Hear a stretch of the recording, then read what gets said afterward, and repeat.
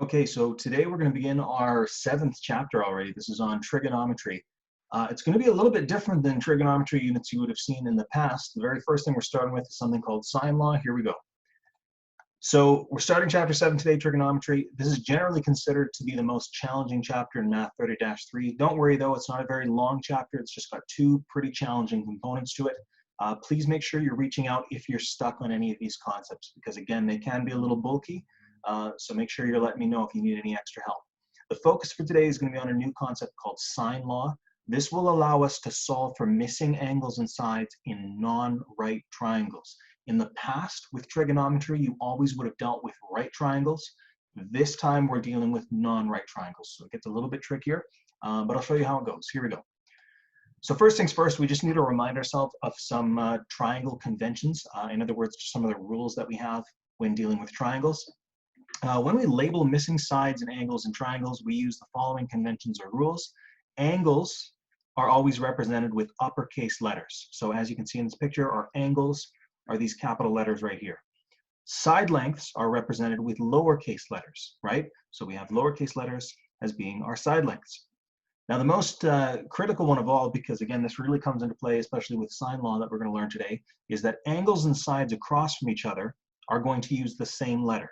Just keep in mind, angles again are uppercase letters and sides are lowercase letters, but the ones across from each other, those are going to be using the same letter. So if we look at this picture, of course, you're going to notice that lowercase b for a side length and uppercase b for an angle, those are directly across from each other. Same with lowercase a and capital A, those are also across from each other. And then same with lowercase c and capital C, those are also across from each other. So those three rules are the rules we have to use when we're dealing with labeling triangles, because it is really important that we know which angles and which sides we're talking about. Now we're also going to do a little bit of trigonometry review with this. In previous math classes, you would have learned about the three primary trigonometric ratios. Given an angle A, we can say that sine A, let's just say that this is A, for instance, down here. Sine of A is the opposite side divided by the hypotenuse. Cosine A is adjacent over the hypotenuse, and tan of A is opposite over the adjacent. Now these only work when you have right triangles. Right triangles, of course, are the ones that have a right angle in the corner. The opposite and adjacent sides are relative to the angle you've chosen as being angle A. So again, if we're saying that this is angle A down here, the hypotenuse is always the side across from your right angle, so this is always your hypotenuse no matter what. But when A is this angle down here, this side over here is your opposite, and this side just touching this angle that's not the hypotenuse though, but still touching the angle, that's your adjacent side. Now what you need to understand is if we chose this angle up here as being A instead, then what would happen is your opposite and your adjacent are going to switch around, right? So your opposite side in this case, if this was angle A, your opposite side is this one, and your adjacent side becomes this one. Another way of remembering this, by the way, sine being opposite over hypotenuse, cosine being adjacent over hypotenuse, and tan being opposite over adjacent, is a little thing called SOHCAHTOA. And how SOHCAHTOA works is it says sine is opposite over hypotenuse, cosine is adjacent over hypotenuse, and tan is opposite over adjacent. So that might just help you a little bit. You don't need to know that though, because if you look on your formula sheet, these trig ratios are all on there. They're on the back side. It even shows you, like on the back there, a right triangle that kind of looks like how we'd set up before, except it has your angle down here, and it calls the angle theta. It's a Greek letter. And it even has it listed as being opposite, adjacent, and hypotenuse. So just make sure that you are understanding how those are all related to one another. All right, so we're going to do a little review on this one. Solve for the length of side B to the nearest tenth. So we're interested in this side. We have this side, and we have this angle. So we should focus in on our angle first, and then figure out what side we have and what side we're looking for relative to that angle. Now, if this is the angle we're focusing in on, this side right here would be your opposite, and the side we're looking for is the adjacent. So the whole idea here is we just want to make sure we're using the right trig ratio that uses the appropriate sides. And opposite and adjacent, if you thought of SOHCAHTOA, opposite and adjacent show up in tan.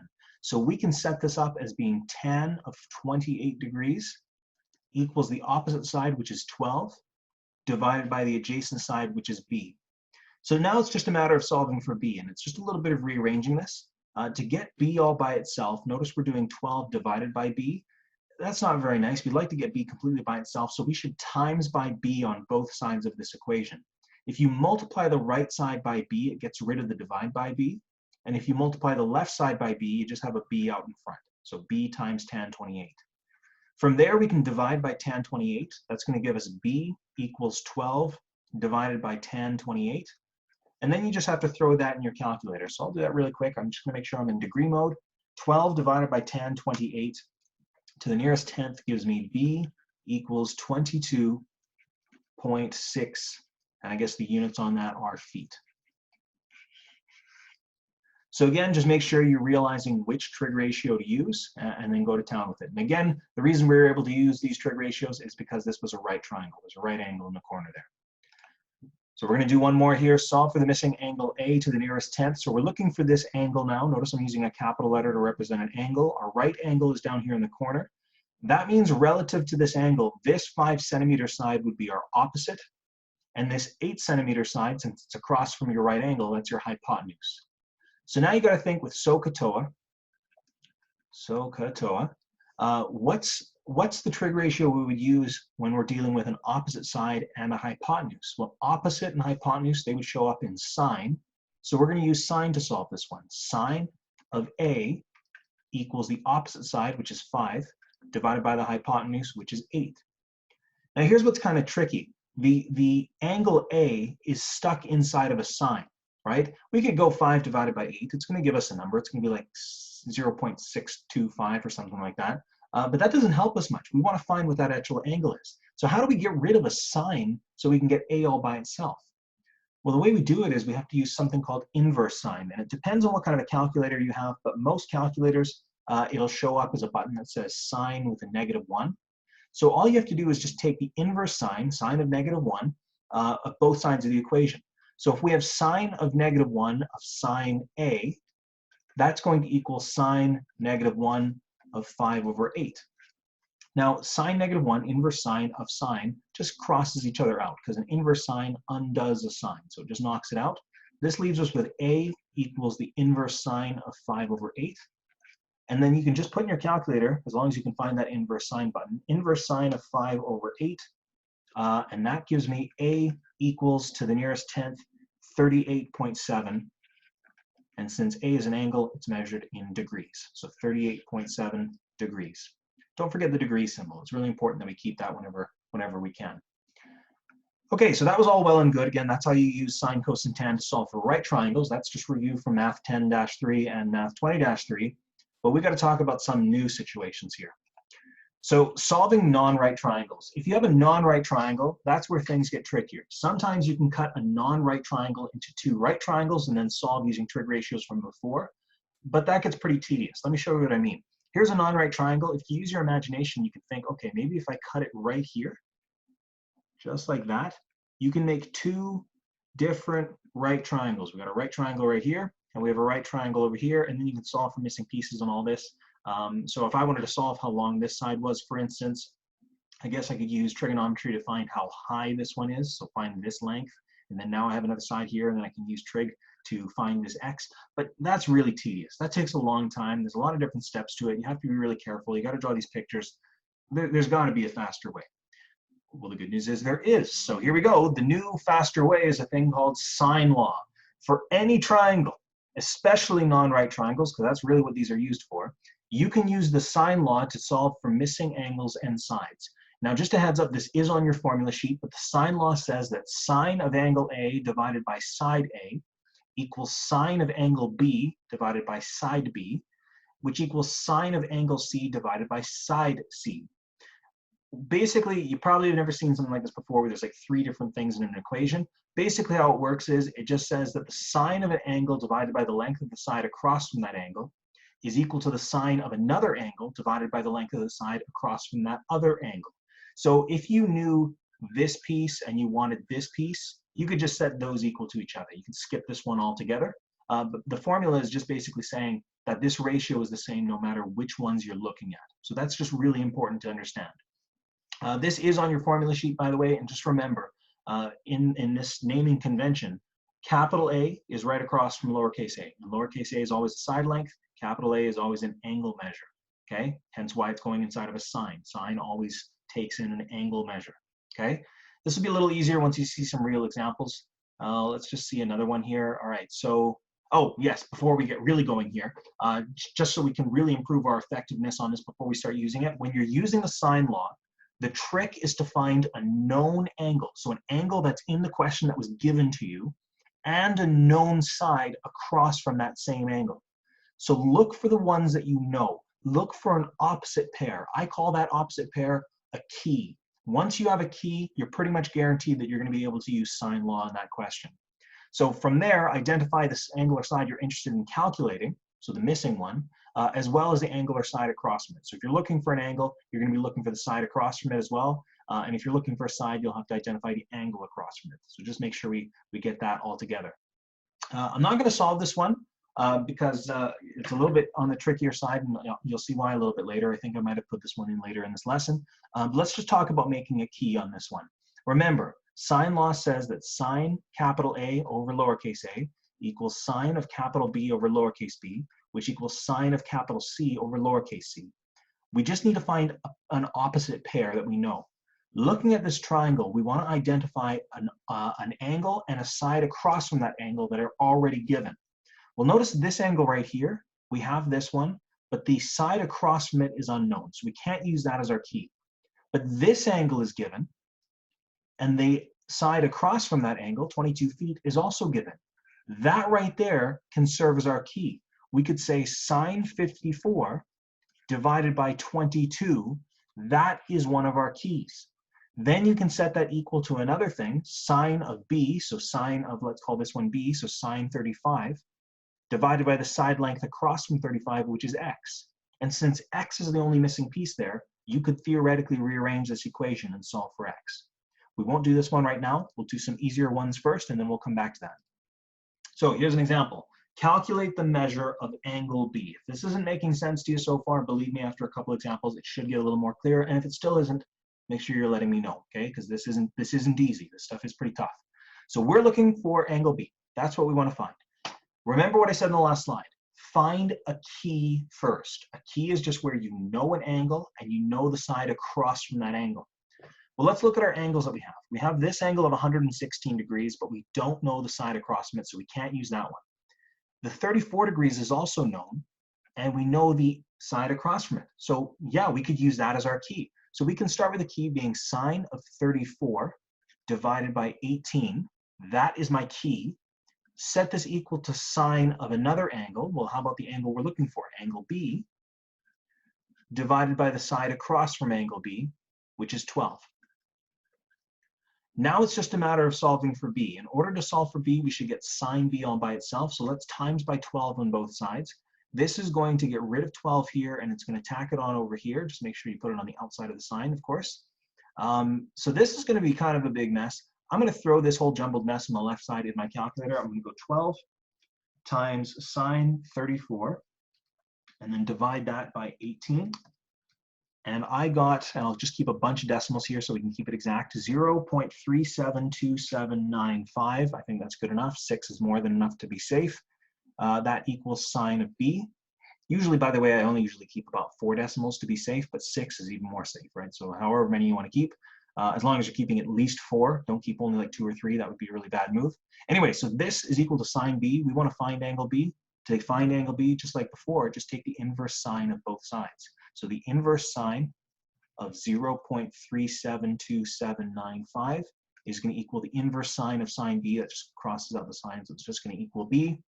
Throwing this in your calculator, you're going to find that B, one second here, inverse sine of 0.372795. B to the nearest, let's say to the nearest tenth, just for good measure, is 21.9 degrees. And that would be your answer on that one. Okay, so again, start by making a key and then set it equal to what you want over the angular side across from it. We'll do another one here.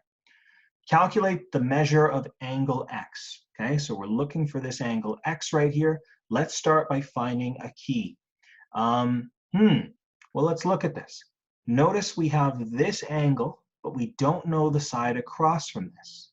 Huh, we don't know this angle, but we know the side across from it, and we don't know this angle and find the side across from this.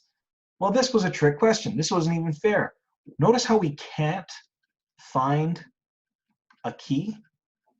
Since we can't find a key on this one is not possible. I'm not even joking on this one. This one is absolutely not possible. What could be possible is if we knew what this angle was, we would be able to solve for it. Now, what you might be thinking is, oh, why can't we just use Pythagoras? That was where like a squared plus b squared equals c squared. Well, remember, Pythagoras isn't going to work here because that only works in a right triangle. And this is clearly not a right triangle. There's no right angle in here, so we can't make this one work. Yeah, that's bizarre. We can't use this one. Sorry about that. So not possible, at least not with what we've learned so far. Interesting. All right, moving on. All right, you might have noticed if you look at your formula sheet, there's actually another version of sine law that has the side lengths on the top. So side length A over sine of A, like that angle A, right, equals B over sine B equals C over sine C, right? This is the exact same thing. This formula is also given to you on your formula sheet, and this one is more useful for when you're asked to calculate a missing side. That was kind of like what we were doing earlier. Remember when I had like x in the denominator a couple of slides ago? That would have been easier to solve if we'd used this one, okay? Oops. And here we go. So here's one very similar to the one that we had looked at before. Find the measures of the missing sides A and B. All right, so here's what's going to be kind of funny on this one. We're looking for side length, so we should use the version of sine law that says the side length on the top. So little a over sine A equals little b over sine B equals little c over sine C. All right, first things first though, before we use this, we need to find a key. So in other words, an opposite pair. Now, if we look at this angle, we don't have this side, so we can't use this angle. If you look at this angle, we can't use this side because this one's missing. So shoot, that's not going to be a key either. So you might look at this and go, oh no, it's not another one of those ones that's just not possible. But in this case, something different is here. Remember the old rule that inside of a triangle, angles will always add up to 180 degrees. We know this angle and we know this angle, but this angle up here is unknown. Well, here's the good news. 37 plus 23 plus that unknown angle must equal 180 degrees. So that means we could minus these away and solve for this missing angle. So if we take away 37, we'll have 23 plus question mark equals 180 minus 37, which is 143. And then minus 23 from this, and you're going to find your question mark is going to equal 143 minus 23, which is 120 degrees. So this one was kind of funny. It looked like we didn't have a key, but we actually do. We could solve for that angle right there as being 120 degrees. Now we have a key to use. We have an angle that is known and a side length that is also known across from it. So let's use that. Remember, we're going to use the ones where side lengths are on the top because that's going to make our life a little easier here. So I'll put the side length on the top this time. We'll say 50 over sine of 120. And let's set this equal to something that we want. Well, we want to solve for A and B, so let's just start with A. A is what's missing, divided by sine of the angle across from A. That would be 23. So notice you go straight across to the farther corner, sine of 23. To solve for A, we just need a times by sine 23 on both sides. There's actually nothing more to it than that, so just times by sine 23. And throw this whole jumbled mess on the left side in your calculator. So 50 times sine 23, and then divide that answer by 100, or sine of 120. And you should get A equals, and I'll just round to the nearest tenth, 22.6. I guess that would be meters to match the unit there, 22.6 meters, good. And then we can do the same thing to solve for B. Nice thing is, once you have your key, you can reuse that key over and over again on the same question, right? So 50 over sine 120 equals B over sine of the angle across from it, so sine 37. Just like before, if we want to solve for B, we just need to times by sine 37 on both sides. If you times it on the right side, that just gets rid of it there, and then multiply it on the left side. So 50 times sine 37 divided by sine 120. Let's try that. 50 times sine 37 divided by sine 120. And to the nearest tenth, I'm getting B equals 34.7 meters. And that actually makes sense because even in this picture, that looks like 23 degrees, and that certainly looks like a bigger angle of 37 degrees. So like just visually, without measuring it, it looks fine. And side B is clearly much longer than side A. 34.7 meters is clearly a lot longer than 22.6. So that was another way of just kind of checking our work on that one. All right, that was probably one of the longest lessons we ever had. I see the timer's over 20 minutes now. For practice, I want you to do page 262 to 274. We will do some more sine law questions when we have our Zoom. And I'm also providing one additional day just as a work block / catch-up period. So if you ever need any help on this, please make sure you're reaching out to me because this is not an easy concept at all. But again, if you need to re-watch this video, that's what they're there for. You can watch this video a second time if you need. Anyway, make sure you're contacting me if you need any help. Best of luck.